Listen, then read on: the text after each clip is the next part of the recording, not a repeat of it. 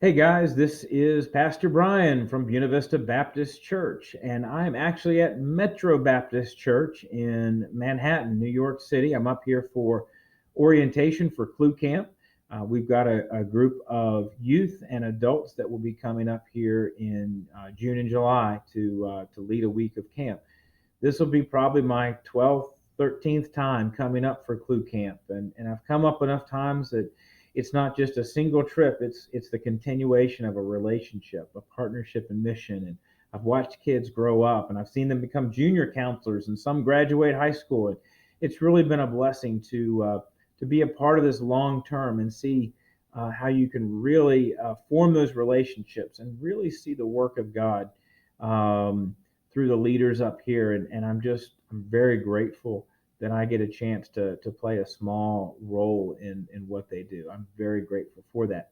So I share that because this Sunday, March 1st, we've got some special guests coming to our church to join us in worship, and then a lunch and dialogue afterwards. We've got Glenn Maddox from the Baptist General Association of Virginia, Mark Snipes from the Cooperative Baptist Fellowship of Virginia, and Laura Davis from the Women's Missionary Union of Virginia. And there are three organizations and a fourth, Bluefield College, that are partnering together for a long-term missions initiative entitled Bridges for Hope, based in Bluefield, Virginia / West Virginia and McDowell County, West Virginia.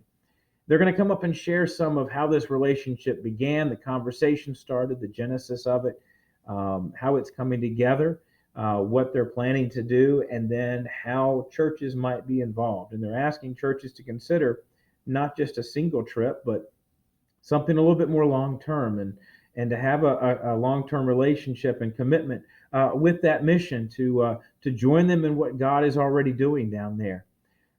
So I hope this Sunday you'll make plans to be in worship and stick around for the luncheon that our Pathfinders and Bees are helping to prepare. It's going to be a great day. I'm really excited. What you're about to watch is just a quick tour of the Wade Center in Bluefield, West Virginia. This past Saturday, Russ and Rhonda Pedigo and myself and Annie, we went down and spent the day. We met Kourtney, the director. We got to tour the facility, and it's used to be a school. It's now a community center. They have an after-school program. They have summer camps. They host teams throughout the year. They're looking to expand that and do even more. They're doing some great things, and they're just one example of how God is at work down in Bluefield. So check out this video. I was really encouraged by what they're doing. Excuse me. And I just hope you'll make plans to be here Sunday. Prayerfully consider, how is God calling us, Buena Vista Baptist Church? How is God calling you to maybe be a part of that? So check out the video, enjoy it, learn a little bit, and I'll see you Sunday. Take care. God bless. Here we are doing our scouting trip. Got Rhonda, Hello. Annie in the back, our Uber, Russ. We're going to the Wade Center. These aren't the droids you're looking for. So we're going to the Wade Center. We are here on a fact-finding mission on the Bridges for Hope partnership between BGAV, CBFV Virginia, WMUV Virginia, and Bluefield College. And Annie, so our kid Nathan's going here next fall, and this is Annie's first time seeing Bluefield, so That's trust. she's all kinds of excited. So anyway, we're going to the Wade Center to meet with somebody and see what we can find out. So stay tuned. Here we go. There's a house for sale.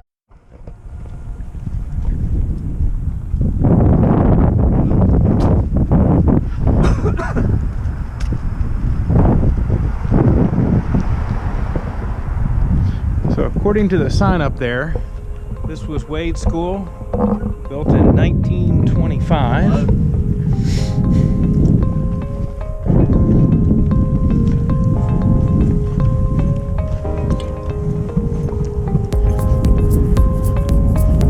There we go.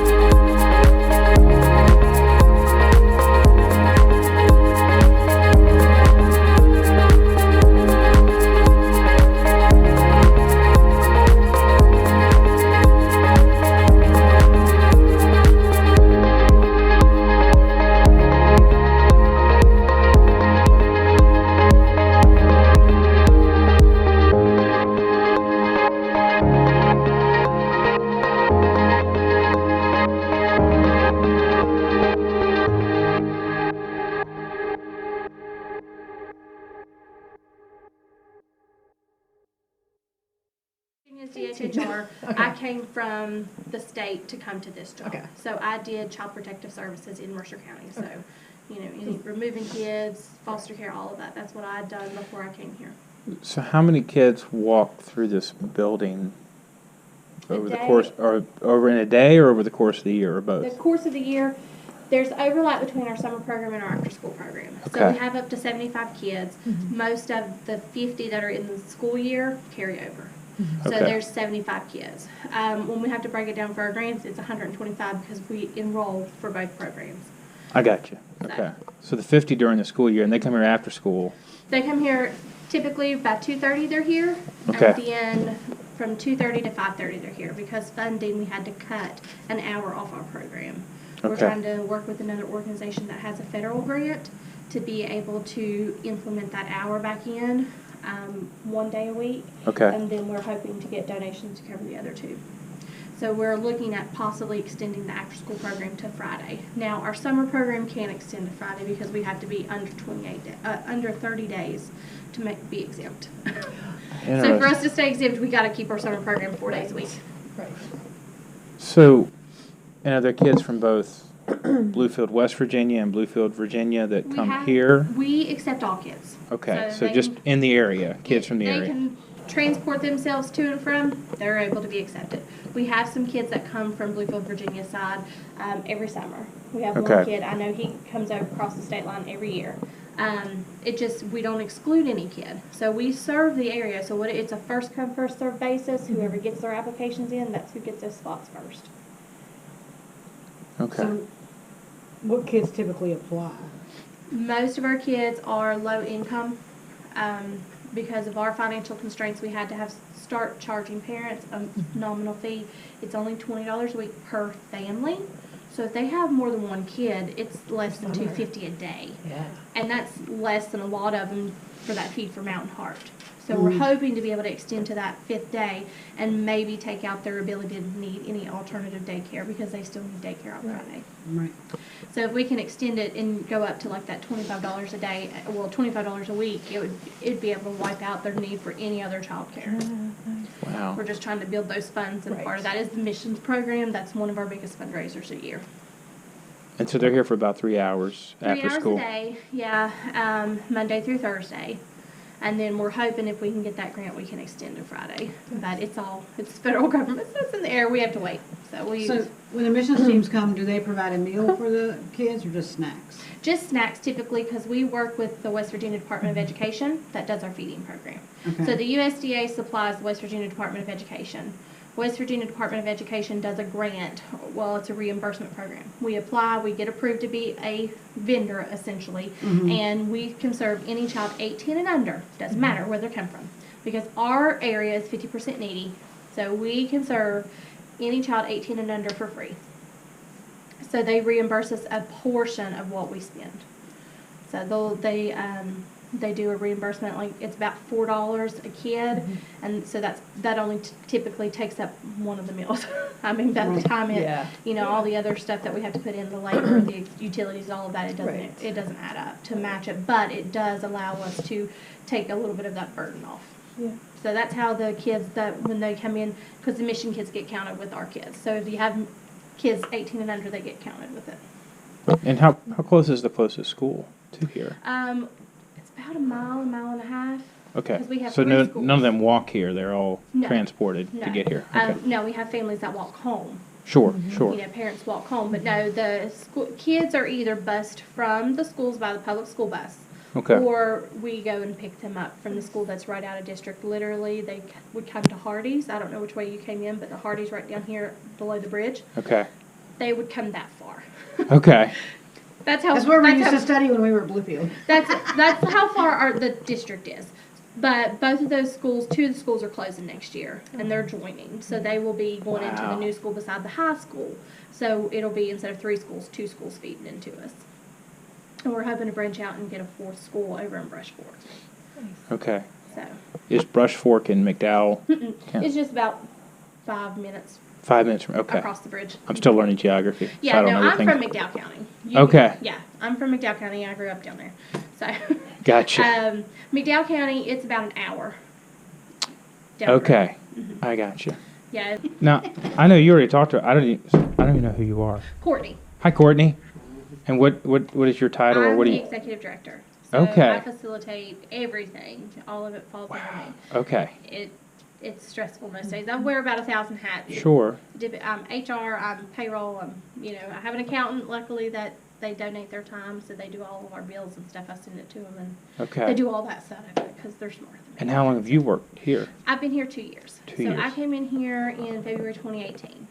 And Okay. then previously to that, I worked for CPS for 2 years. Okay. So I did Child Protective Services in Mercer County for 2 years, and prior to that, I'd worked Economic Services, which is Medicaid, SNAP benefits, so food stamps, those kinds of things. That's what I'd issued. So you've dealt with the ecosystem of some of these things for a long time. Yes. Yeah. Safety and Yeah. so it was. I saw that side of it. I saw the economic side of it. I saw the child safety side of it.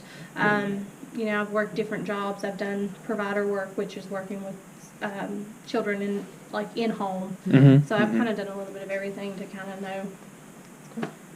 There's still many things I've got to learn about this job, but trying to bring as much expertise as I can to it. I'm sure you love more than one thing, but what's something you love? All right, you love the kids. Mhm. I'll take that as a given. It is. Beyond the kids, what else do you love about I this like the place? fact that the kids and the mission teams are able to build a connection. Our kids that come in Mm-hmm. don't come from the best homes. Okay. They don't come from the most supportive homes. Okay. But our kids rely on the mission teams to make them feel valued sometimes, depending on which kid it is. Okay. You have some kids that come from wonderful homes. Their parents may not have a lot, so they're low income, or they have this or they have that barrier in front of them. But the connections that they build with our missionaries, that Mhm. makes a difference for them sometimes.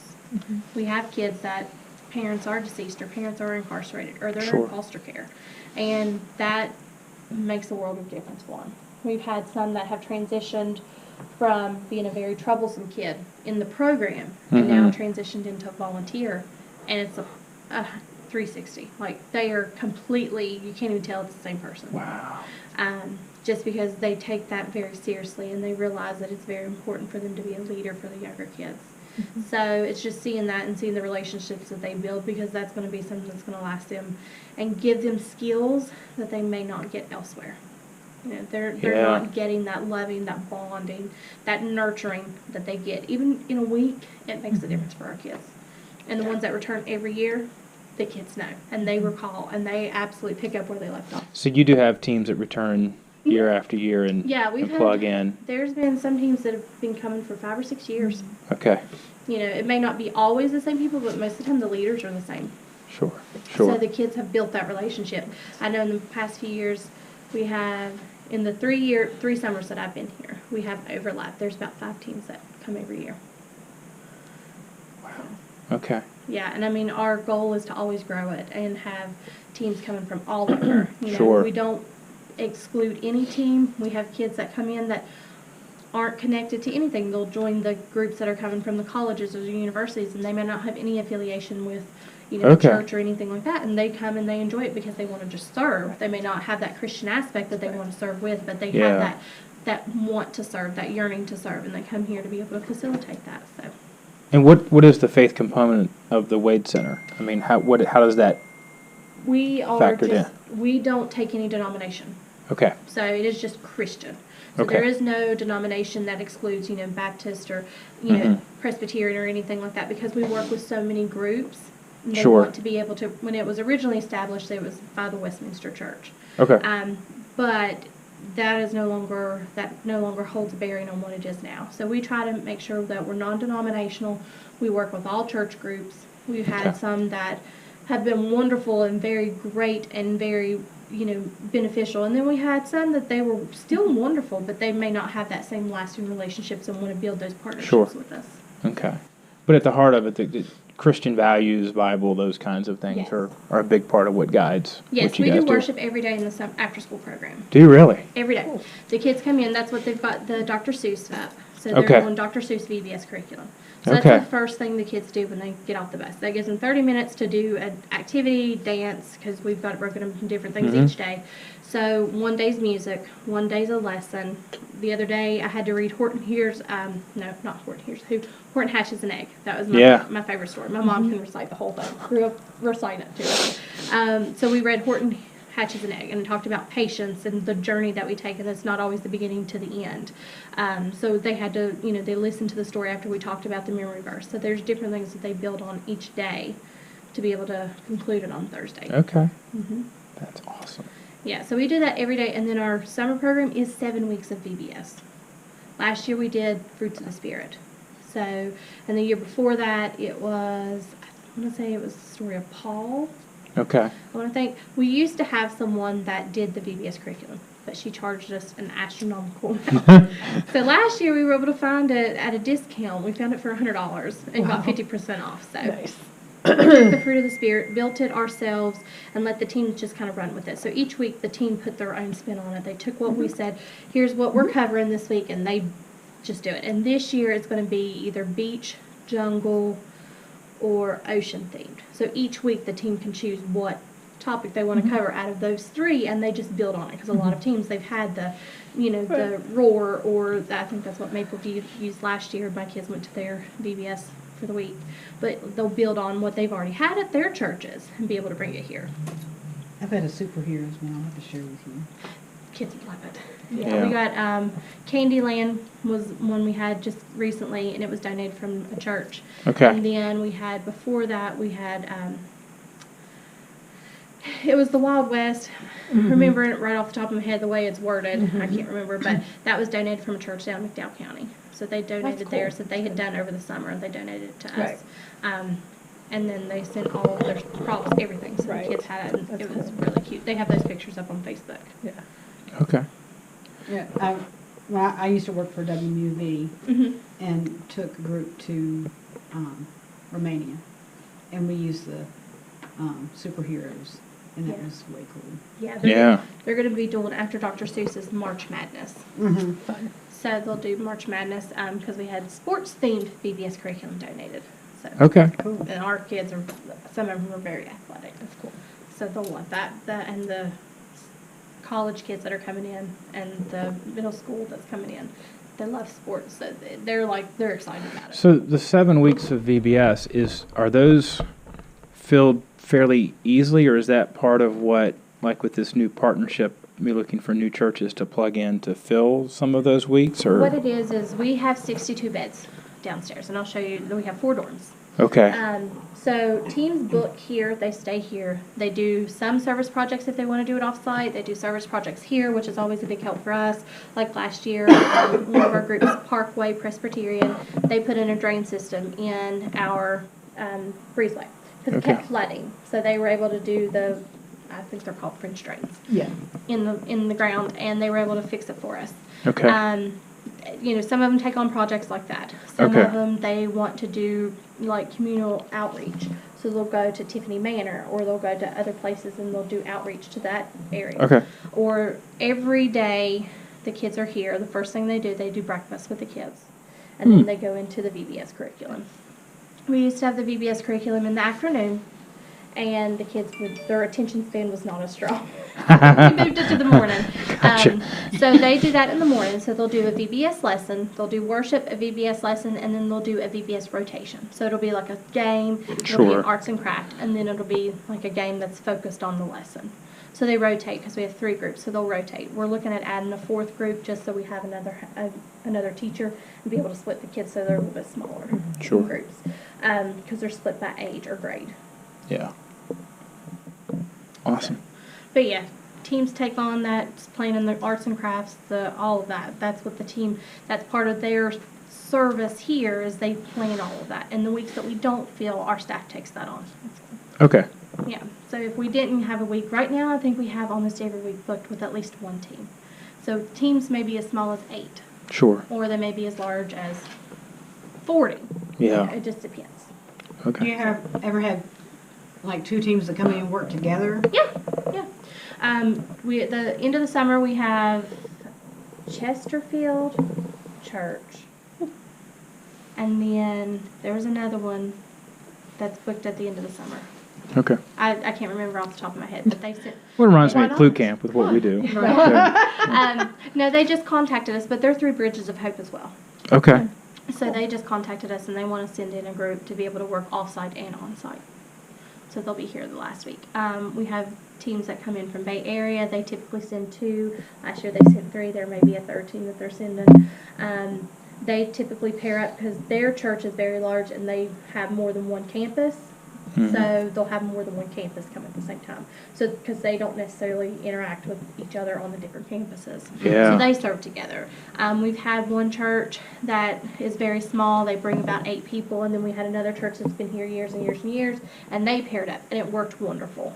So everybody just kind of, sometimes they run into, well, if we don't have enough beds, because we separate females and males, do you mind sharing? And a lot of them don't mind it, and then some of them say, yeah, no, we want to have our own space. Yeah. Which we try to work it and try to be able to facilitate that. We have 8 weeks set for the summer, but that doesn't exclude being able to take people at other times. We do year round, so it doesn't have to be within that time. So you have the summer camp, but if a team wanted to come any other time during the year to do some other community ministry or some construction here or whatever, the bed Anytime. space is available for a Bed mission space. team looking to benefit the community. Yep. Okay.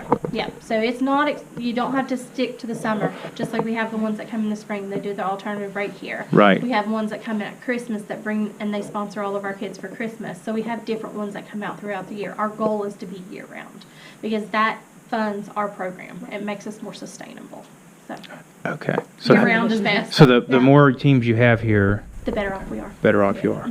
So for the dorms, is there a fee that you hope that teams will donate? Well, see, the way it works and the way that we work with all the teams, right now our fee is $375 per person. So teams come in by 7 o'clock on Sunday. They check in at 7 o'clock on Sunday and they're here through Friday morning at 10 a.m.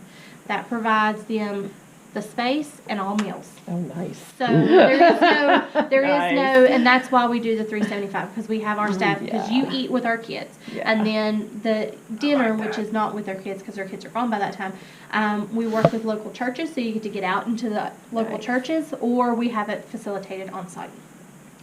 That's So, like the biggest problem in mission trips. well, and that's Can why we you try to, imagine that's the fee, Yeah. because it's a set fee, and all of our teams that we've had come in, they're comfortable with that fee. Right. And they're, a lot of times, they're welcoming and willing to pay that fee. It doesn't cover any service project, like material, Sure. like if you're planning, let's say we're gonna do a gazebo somewhere. It doesn't cover anything But it like gets you that. here and a place to live A place to and stay. fed. And fed. for that week. Mhm. And then depending on the work you're doing, then they've got to pay for materials needed at Materials, that whatever point. materials you need for any project that you're doing, even like arts and crafts, if we don't have it on site, because we Sure. don't have a lot, but if they don't have it here, they have to purchase those, like, for those That makes activities. sense. That's logical. Yeah, but no, it's $375. After May 15th, it goes up to $400, I think is the date. I'll have to double check on that. But Okay. right now, registration is $375 per person. Nice. But the more you have groups, the more it benefits you guys as well. Yep. So, Yeah, that's a good income stream. Yeah, and Yeah. that's I think last year we had about 56,000 in mission teams. Yeah. So our goal is always to grow. Yeah. Sure. Because that's going to be the most important thing for us. Because that funds our program. It takes us roughly $25,000 a month to run the program. is there any other place like this in this area, or are you guys? They're different. Okay. I'm not sure. There's something in McDowell County. I'm not sure what they do. Okay. There is one that we partner with a lot. Okay. It's called Appalachian South Folklife. They do a different kind of fee, Mm-hmm. but you just stay on site. They set up some work teams, but they don't provide meals. Okay. But we work with them well. If they have a team that needs something to do, they bring them over and they work Sure. for us. We have a good relationship with them. Yeah. We try to look at our program as being different from anything that teams have ever dealt with. Okay. Because we have the kid aspect, so you get that automatic, and that's what a lot of our teams return for, is that relationship aspect, that relational, outreach that they get to do through the kids. And through Sure. the families sometimes if they're doing, like we had, the year before they painted some bedrooms for some of our kids. And Nice. so the team went off-site, painted those bedrooms, and the kids loved it. Yeah. It's just those kinds of things. They build that relationship with the community, or they build a relationship with a church that they visit a lot every time they come in. So, And work with them. yep. But I can show you some of the other classrooms. Okay. Let's do it. Yep.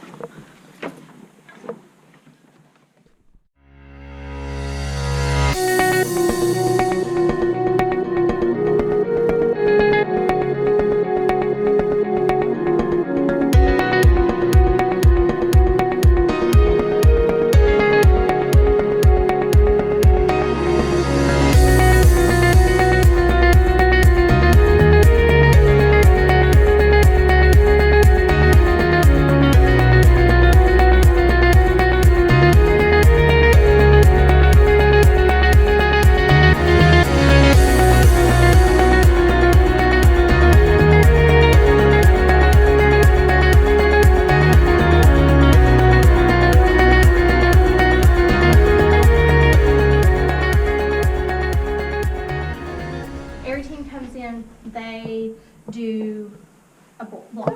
So they each get a block, but because they were doing it together, you can see kind of like where they painted over it. Because these two teams, two different churches, two different areas, paired up together and they did one. So they did like a Mount Rushmore kind of thing. Yeah, of themselves. These were the two Bay Area churches. They're on different campuses, but they were together. Like they joined together. They were here the same week, so they painted together. And they put our theme for the summer. Yeah. So all of this is just teams that have been here over the years. We have it set up to be able to paint in the hallways, going outside. The dorms are not going to be painted. I think some of them may be blocked off, but because a lot of wear and tear of walls. Like, people rubbing against them with clothes and all of that. So there's 3 dorms that can house 16, 1 dorm can house 14. The bathrooms are set up. And boys can come with me. Thank you. Here's the tour.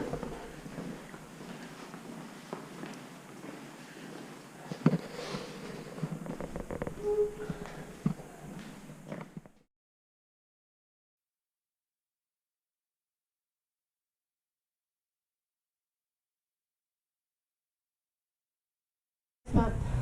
So, financial stability, that's the first goal. After that, growth is the next goal. We want to be able to implement that middle school program back in. We have middle schoolers that come in and volunteer. So they're able to utilize the program and still get fed. And, take on any of the fun activities that we do. They're able to go with us in that leadership role. But there's not a class for them, so they're put in with our other classes. I got you. Our goal is to be able to have that middle school class because there's nothing for middle schoolers. Right. There's nothing for high schoolers. So they come in and they volunteer. Last summer there was a student, they were a volunteer, they were a little older, and the only reason they were volunteering was so they could eat. Because they knew if they came here and volunteered, they would be able to eat every day.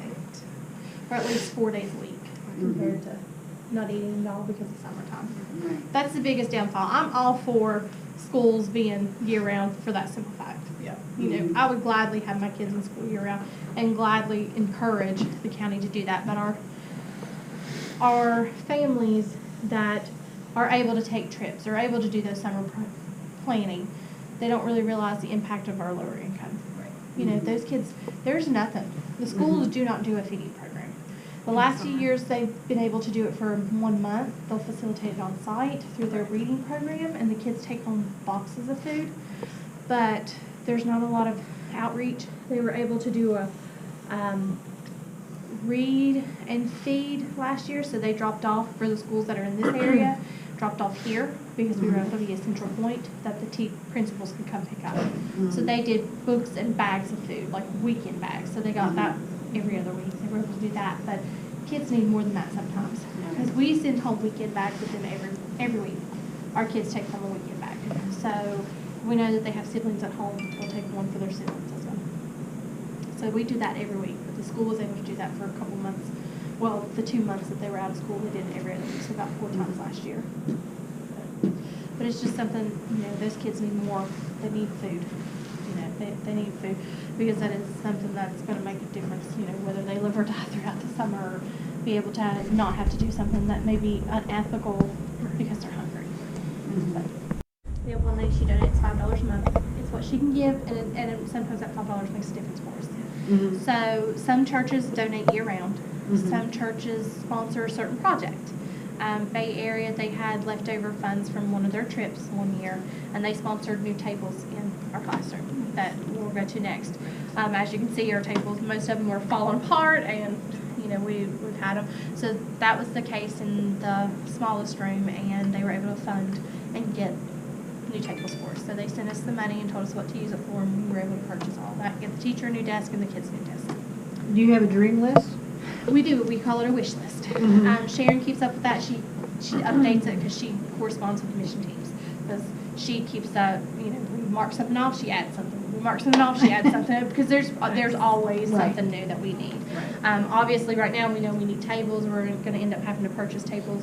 And I mean, some of them we use Amazon, Smile, those places. We've had teams that will send stuff to us, and they'll say, here, this is for the after-school program, or here. We have one group out of Bedford, Maryland. Yes, Bedford. And they knit scarves and hats for our kids and mittens, and they send them every year. Mhm. They're able to come in and do that for us every year. They don't get to stay here, but they get to partner with us in that way. They come and visit, and they send it to us because they know we need it. Do you have, I mean, we've mentioned a lot of the weekly groups. Do you have groups that come down for just a day? What would they do in a day? If there's a particular project, like we'll have a work team that'll come in and they'll do, let's say the garden needs to be remulched or that needs to be turned and get ready to have seedlings put in. So they do a project like that, or we need bathrooms painted. They come in and do that. Okay. We work with the colleges, we work with the universities, so they send kids over here. We have, like last year, we had a soccer team from the middle school have to come in. So they folded newsletters because that was a need we had at the time. Just depends on what we have. So we have work for everybody and of all skill sets. So Okay. if they want to come in and just do a special presentation and activity with the kids, we do it that way. So whatever the skills are of the group, Mhm. you find a way to plug Yep. them in. That's how we work.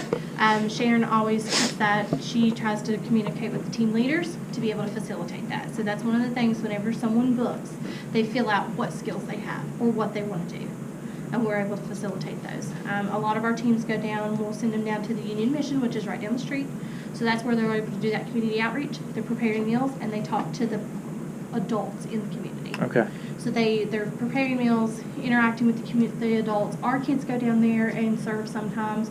Our kids also go to the animal shelter and serve and read to the animals. So they do a little bit of everything. We send them to the nursing homes. That's where a lot of our mission teams go as well. They go to a nursing home. So yeah, we Awesome. try to do a little bit of everything. Gotcha. But we'll go to our next one.